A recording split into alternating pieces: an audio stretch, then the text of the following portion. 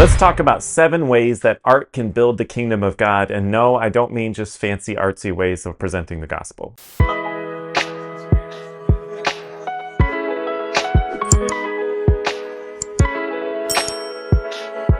The first way that art can build the kingdom of God is by proclaiming truth beautifully. Art makes spiritual truth accessible and memorable. Jesus often used stories to teach moral and theological truth. Obviously, the best model of telling stories is Jesus. And just to point out, his parables weren't explicit gospel presentations. There are parables that taught moral truths, like the parable of the Good Samaritan, loving your neighbor. The second way that art can build the kingdom of God is by shifting culture. Art reaches people at a level deeper than logic. It can give power to important issues and bring positive change to culture. Art can be used to push moral change in culture, such as pushing back against oppression and racism and human trafficking and advocating for mental health or how to resolve issues between a mom and a dad or a parent and friend and things like that. Art can spur people to action and give them motivation in ways that logic and reasoning can't. Third, art can offer comfort and healing. Art can help people heal from trauma, heartbreak, or grief. It gives a voice to those emotions and navigates them with relatable stories. Let's say you're struggling through the loss of a loved one or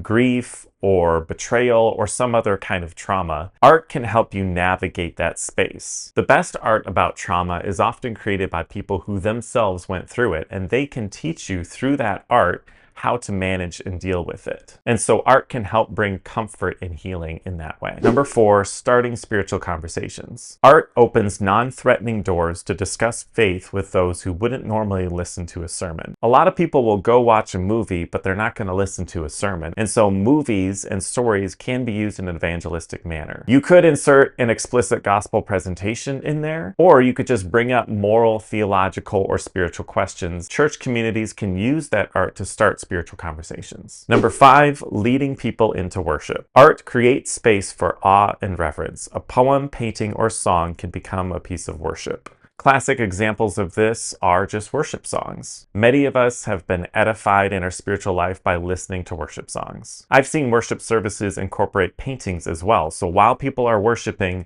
there's other people dancing, painting a picture, something like that. And all of that are ways of expressing worship and awe and reverence for God. Number 6, telling redemptive stories. Art can tell stories of redemption, offering hope and inspiration. Humans are innately narrative driven. We love a good story. And one of the best stories that we can experience is one of redemption. Seeing someone go from darkness to light, leaving behind unrighteousness and pursuing righteousness. We can experience a story of someone changing and experiencing growth and overcoming sorrow and grief and all those sorts of things, and it can help us move through those spaces as well. Number 7, creating community. Art can build community through collaboration, mutual encouragement, and showcasing talents. I have experienced this a lot in film groups and writing groups and theater groups. There's really a huge sense of community when you're all pursuing an artistic goal. We can present stuff that we're working on to people and get feedback and encouragement and just collaboration. And when you know people better, you can learn to love them better. And community is obviously super important to all of humans. So I have benefited a lot in the communal nature of art. Okay, it